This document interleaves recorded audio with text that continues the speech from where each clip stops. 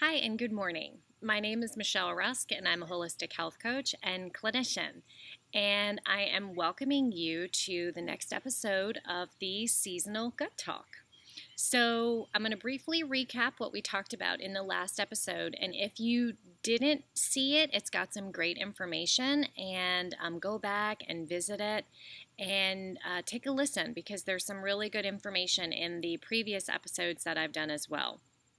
But in the last video, I briefly discussed the enteric nervous system and the central nervous system and how they're constantly communicating back and forth to each other and how their jobs are especially important because it was once thought that the role of the enteric nervous system was simply just to help our bodies digest and break down our food. Well, now they know that it goes much deeper than that, and on a much deeper level, the enteric nervous system also helps us with our regulation of our emotions, our thoughts, and the important release of certain chemicals and hormones that are also occurring not only in our brain but in our gut. So it's such a delicate response. It's such a delicate balance, and up to 2/3 of each of our gut, your gut and my gut, is unique to you and to me. So that's literally like having your own blueprint to your health, and it's really, really critical. That's a very critical point because it also takes into consideration the choices that we are making every day for ourselves to either live healthy and well or to make choices not to. So it's also why we need to be listening to our bodies very, very instinctively and very closely and following that gut instinct. So, I mentioned also in the previous video a pretty profound fact that when the gut is sick, the brain is also sick, and vice versa. When the brain is sick, the gut can be sick as well. And this makes perfect sense in that each role that the enteric nervous system plays and the central nervous system plays, there's truly a synchronistic balance between the two and their delicate and very profound communication between each other. So that means that inflammation is a result of an impaired interaction between the two. And inflammation can also be basically a byproduct of dysbiosis, which is when the microbiota or the good guys in our gut are completely off balance. And there are some things that can actually trigger that. So I'm going to quickly just review some of the top triggers that can be affecting the balance of your gut. And some of the triggers are poor bacterial colonization, medications, stress. Stress is a big one. How are you managing your stress? Diet is another big one. Environmental toxins and infections. So there really is truly a delicate balance, and our gut houses up to 70% of our immune system in the gut lymphoid tissue. And that is a huge amount, up to 70%. So many diseases, even the worst offenders like cancers, autoimmune diseases, and neurological degenerative diseases, are now being thought to manifest themselves beginning with this dysbiosis that occurs in the gut, or the breakdown that occurs in the gut because of the imbalance, which then leads to the inflammation, because inflammation is just a symptom of our body reacting to something else that's going on. So, and it typically occurs over a period of time. It's not something that's going to just hit you like a ton of bricks. Usually you're going to see symptoms leading up to your illness, which is exactly what happened to me. So I can talk into this a little bit because a few years ago, that was exactly what was going on with me. I was headed straight toward an autoimmune disease. And I say straight toward because I was never officially diagnosed, but my body had so many outward signs that were telling me you are sick. I had things, and these might sound familiar to you: chronic fatigue, brain fog, chronic joint pain. I even had chronic hives. I was sick all the time. My immune system was just down. I was getting chronic sinus infections. My allergies were terrible. My skin was just out of control with mysterious rashes that were popping up that were itchy and very, very painful. And nobody knew what was going on with me. So I went and I had blood work. I even had an MRI. They tested me for multiple sclerosis because I was also experiencing numbness and tingling in my hands and my feet. And everything was coming back negative. My scans were great. My blood work was not showing anything. But here's the kicker. My body was speaking very, very loud to me. And I decided to listen to it because I knew I was at a point where I either listen to what my body's telling me, or I'm going to go over the edge into a full-blown disease process. And the blood work that the typical blood work that they look for inflammatory factors like lupus, rheumatoid arthritis, any kind of disease of that sort, typically you don't test positive until you are in full-blown disease mode.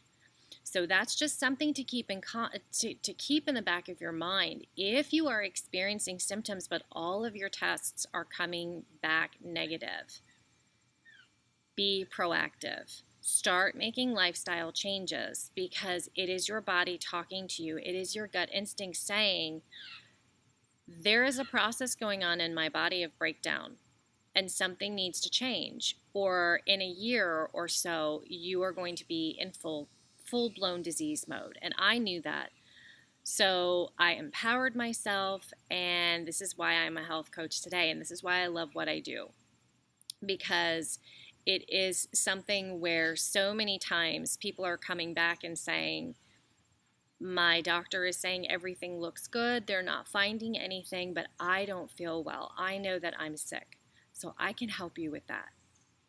So it's really so important. One of the top things that you should be focusing on, and one of the reasons why I'm cutting these short little videos, is because my mantra is truly to just be conscious of how you're living your everyday life.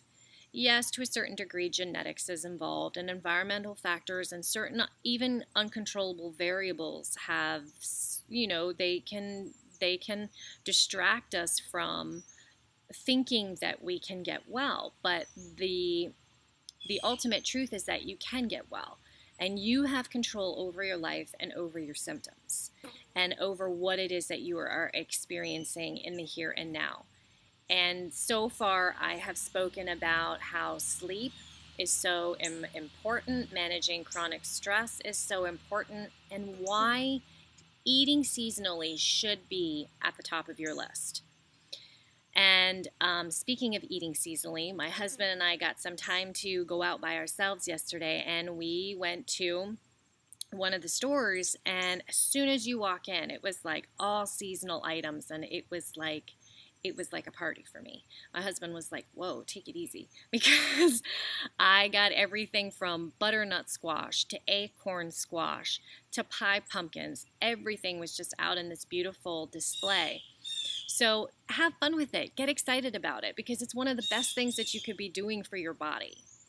And local and seasonal eating can really give your health and your immune system that boost that it needs, because seasonal eating helps your body get into alignment with the microbes that are surrounding your environment and literally what's going on around you. And believe it or not, your body reflects that. Your body knows these things. So eating too many foods that don't grow in your climate or out of seasons really does send confusing signals to your body and can actually set you up for illness. Eating fresh when picked locally and in season is hands down just more pleasing to the palate too, because it just tastes better. And I can totally vouch for that. And if you grow a garden, you know this to be true too, because when you pick just fresh from your garden, right now I have arugula growing, I've got Paris Island lettuce growing, I have mustards and beet greens, and it just tastes better. It just actually tastes more potent and just alive.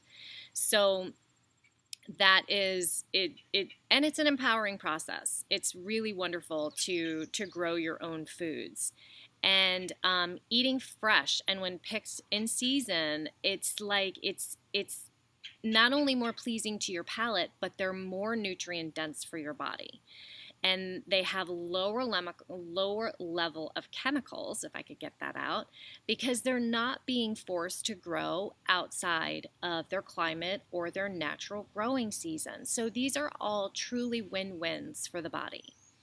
So now, especially as we're moving into fall, it's one of my favorite seasons. It's such a wonderful time to go get outside and enjoy the fresh air, enjoy the local produce.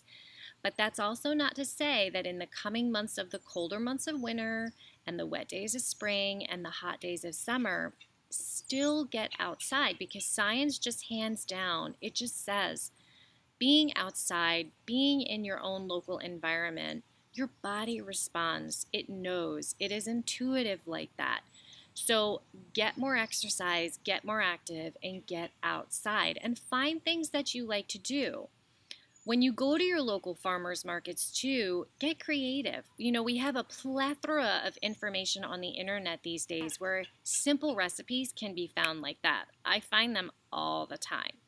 So play with some recipes. Get some squashes that you've never had before and look up some recipes. They're really easy to actually cook and bake, along with pie pumpkins as well. So science just shows that getting outside, getting active, it's just known to boost your immune system. So I just want to inspire you to, go local and get some fruits and vegetables that are local to you and to your climate. And if you're really inspired, start a garden, because it's one of the best things that you can do for your health. So I hope you enjoyed today's little clip, and I'll be back with some more information. And if you have any questions for me, you can reach out to me at heathensgrove@gmail.com. Have a great day.